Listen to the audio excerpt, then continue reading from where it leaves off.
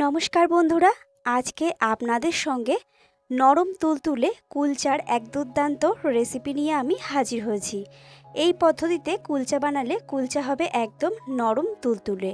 আর আজকের রেসিপি বানাবো সম্পূর্ণ তেল ছাড়া। তাহলে চলুন দেরি না করে রেসিপিটি শুরু করা যাক। তো কুলচা বানানোর জন্য আমি এখানে 500 গ্রাম মতো ময়দা নিয়েছি। আপনারা আপনাদের প্রয়োজন মতো কম বেশি করে নিতে পারেন। তারপর এর মধ্যে দিয়ে নিয়েছি স্বাদ মতো লবণ, হাফ চামচ বেকিং পাউডার, 1 চামচ গুঁড়ো করে নেওয়া চিনি, অল্প একটু বেকিং সোডা।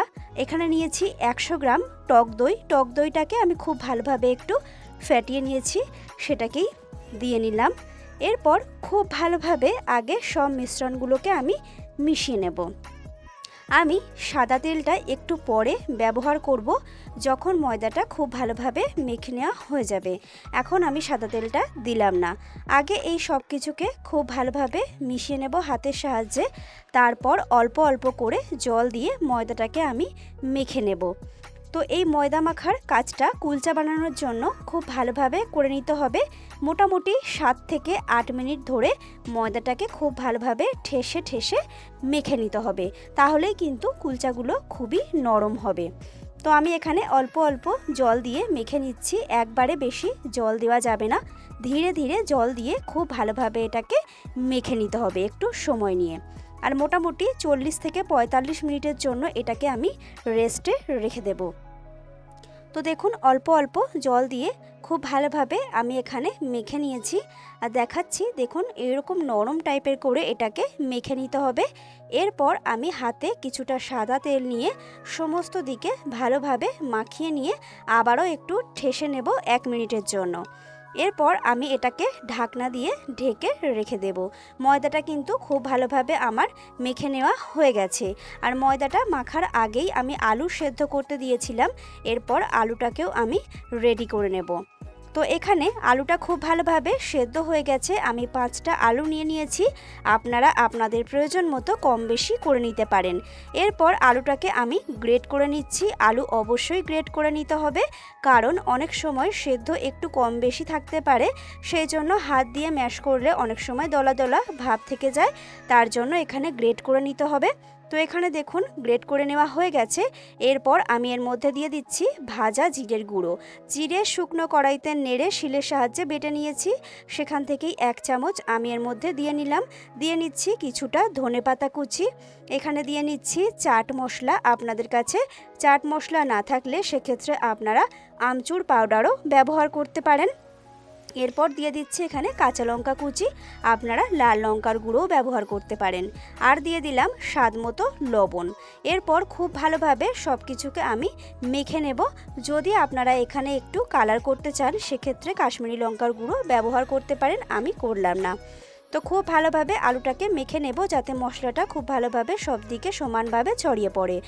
এরপর মোটামুটি 45 মিনিটের উপরে হয়ে গেছে। ময়দাটা দেখুন কত সুন্দর নরম হয়ে গেছে। আবারও একবার আমি একটু মেখে নেব কয়েক সেকেন্ডের জন্য। তারপর এখান থেকে লেচি কেটে নেব একটু বড় করে, মানে আমরা যেমন একটা রুটি বানাই তার ডবল লেচি একটু বড় করে নিতে হবে। তো আমি 500 গ্রাম ময়দা থেকে 6টা কুলচা বানাবো। তো সেই রকমভাবেই আমি এখানে লেচিগুলোকে রেডি করে নেব। আবার লেচি কাটা হয়ে গেলে একটা ভিজে কাপড় দিয়ে এটাকে ঢেকে 5 মিনিটের জন্য আমি আবারও রেস্টে রেখে দেব। তো দেখুন এখানে লেচি কেটে নেওয়া হয়ে গেছে। আমি একটা ভিজে কাপড় দিয়ে ঢেকে রেখে দিলাম 5 মিনিটের জন্য। অবশ্যই এরকমভাবে ঢেকে রেখে দেবেন। 5 মিনিট পর একটা করে লেচি বার করব, বাকিগুলো কিন্তু ঢাকা দিয়েই রেখে দেব। এরপর সামান্য সামান্য ময়দা দিয়ে আমি গোল রুটির আকারে বেলে নেব। তার আগে একটু বাটির মতো করে এটাকে আমি ভেতরটা একটু ফাঁকা করে নিচ্ছি, যাতে আলুর পুরটা এর মধ্যে ভরতে পারি। তো কিছুটা আলুর নিয়ে আমি এর মধ্যে ভরে দেব এবং খুব ভালোভাবে মুখটাকে সিল করে দেব।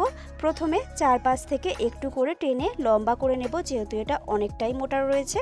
তারপর খুব ভালোভাবে এভাবে টেনে নিয়ে মুখটাকে সিল করে দিয়ে একটু কিন্তু হাতের সাহায্যে নাড়াচাড়া করলেই খুব ভালোভাবে এটা ভেতরে সেট হয়ে যাবে, আর একদমই কিন্তু ফেটে বাইরে বেরিয়ে আসবে না। তো এটাকেও ধীরে ধীরে একটু করে নিতে হবে। তারপর মুখটাকে একটু চেপে দিলে কিন্তু খুব ভালোভাবে এটা বসে যাবে। এরপর হাত দিয়ে একটু সেট করে নিতে হবে খুব ভালোভাবে। এরপর এটাকে আমি বেলে নেব। আর কুলচা একটু মোটা করেই বেলতে হবে, বেশি পাতলা হয় না, তার জন্য একটু লম্বা করে আমি বেলে নেব। তো ময়দা অবশ্যই একটু দিতে হবে সামান্য, আপনারা তেল দিয়েও এটাকে বেলে নিতে পারেন। তো ময়দা দিয়ে আমি বেলে নিচ্ছি, এখানে একটু লম্বা করে আমি বেলে নেব। তারপর একটা একটা করে নেব, কিন্তু তিনটেকে রেডি করে নিয়ে দুইবারে আমি এটাকে ভেজে নেব। আর একটাকে বসিয়ে এসে অনায়াসেই কিন্তু আর একটা কুলচা বেলে নেওয়া যায়, কারণ 5 থেকে 7 মিনিট তো হতে সময় লাগে, তার জন্য কিন্তু একটা করে তৈরি করা যায় এবং একটা করে বেলে নেওয়া যায়। তো এটা মোটামুটি আমার বেলে নেওয়া হয়ে গেছে। এরপর ওপর থেকে আমি দিয়ে দেব কিছুটা কালো জিরে, আর দিয়ে দেব এখানে ধনেপাতা কুচি। তো এরকম মোটা করেই কিন্তু কুলচা বেলে নিতে হবে। তো আমার সুন্দরভাবে বেলে নেওয়া হয়ে গেছে। আবারও একবার আমি উপর থেকে একটু বেলে নেব, যাতে কালো জিরে এবং ধনেপাতাটা খুব ভালোভাবে এখানে সেট হয়ে যায়। তো এভাবে আরও একটা আমি রেডি করে নেব। এটা কিন্তু আমার রেডি হয়ে গেছে, দেখতে খুব সুন্দর লাগছে। এরপর আবারও একটা আমি দেখাচ্ছি, ঠিক একই রকম পদ্ধতিতে ভেতরটাকে একটু বাটির মতো করে নেব, আর ভেতরে আলুর পুরটাকে ভরে দিয়ে খুব ভালোভাবে মুখটাকে সিল করে নেব। আর এরকমভাবে একে একে আমি সবগুলোকেই কিন্তু রেডি করে নেব। তো অবশ্যই আপনারা কুলচা এইভাবে বাড়িতে একবার বানাবেন, আশা করছি আপনাদেরও ভীষণ ভালো লাগবে। আর এটা কিন্তু খেতে ভীষণই ভালো লাগে। তো এইভাবে করে নিয়েছি। আবারও একটা, এটাকেও আমি একই রকম পদ্ধতিতে বেলে নেব একটু লম্বা করে। তারপর উপর থেকে কালো জিরে এবং ধনেপাতা দিয়ে দেব। আপনারা কিন্তু সাদা তিল, কালো তিলও ব্যবহার করতে পারেন। তো আবারও দিয়ে দিচ্ছি এখানে ধনেপাতা কুচি এবং কালো জিরে। এরপর আবারও একটু বেলে নেব, তাহলে এটা খুব ভালোভাবে সেট হয়ে যাবে। তো এইরকমভাবে আমি মোটামুটি এখানে রেডি করে নিয়েছি। 3টে বেলা আমার হয়ে গেছে, আমি দেখাচ্ছি।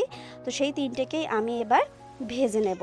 তো চলুন এরপর ভেজে নেওয়া যাক। তার জন্য আমি একটা ননস্টিকের কড়াইয়ের মধ্যে দিয়ে দিচ্ছি কিছুটা পরিমাণে মাখন। আমি মাখন দিয়ে ভাজবো, তেল দিয়ে এটা ভাজবো না।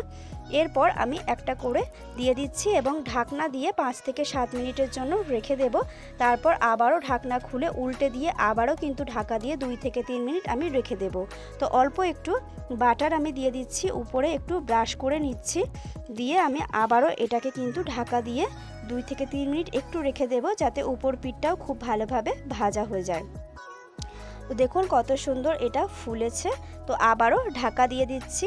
আবারও 2 মিনিট পর আমি ঢাকনাটা খুলে দেখাচ্ছি যে এটা কত সুন্দর ফুলেছে। দেখুন দেখতে কিন্তু অসাধারণ লাগছে। এটা পুরোপুরি সব দিক থেকেই সমানভাবে ভাজা হয়ে গেছে। তো দেখুন কত সুন্দর হয়েছে কুলচাটা। এরপর আমি এটাকে নামিয়ে নেব এবং একই রকম পদ্ধতিতে সবকটা কুলচাই আমি কিন্তু ভেজে নেব। তো দুর্দান্ত হয়েছে কিন্তু দেখতে, আর একদমই নরম তুলতুলে হয়েছে এই কুলচাটা। তো আবারও একটু মাখন আমি দিয়ে নিচ্ছি এবং আবারও একটা দিয়ে দিয়েছি এবং ঢাকনা দিয়ে দিচ্ছি। একই রকম পদ্ধতিতেই কিন্তু আমি সবগুলোকেই এখানে ভাজবো। প্রত্যেকটা কুলচাই কিন্তু অসাধারণ হয়েছে। আমি আজকে 6টা কুলচা বানিয়েছি, 6টাই কিন্তু খুব সুন্দরভাবে ফুলেছে আর অসাধারণ কিন্তু নরম হয়েছে বন্ধুরা। তো এভাবে একই রকমভাবে সবকটাকেই আমি ভেজে নেব। দেখুন কত সুন্দর দেখতে লাগছে। সাথে আপনারা কিন্তু টমেটো সস বানিয়ে নিতে পারেন, অথবা টমেটো কেচাপ দিয়েও কিন্তু এটা খেতে ভীষণই ভালো লাগবে। তো আজকের এই কুলচার রেসিপি আপনাদের কেমন লাগলো অবশ্যই কমেন্ট করে জানাবেন। ভালো লাগলে লাইক শেয়ার করবেন। আর আমার চ্যানেলে আজকে যারা নতুন তারা অবশ্যই আমার চ্যানেলটিকে সাবস্ক্রাইব করে দিয়ে পাশে থাকবেন। চলুন আজকের মতো টাটা, দেখা হচ্ছে পরের কোনো ভিডিওতে। ততক্ষণ ভালো থাকবেন, সুস্থ থাকবেন, আর অবশ্যই বাড়িতে এই পদ্ধতিতে একবার হলেও কুলচা বানাবেন। আশা করছি আপনাদেরও ভীষণ ভীষণ ভালো লাগবে।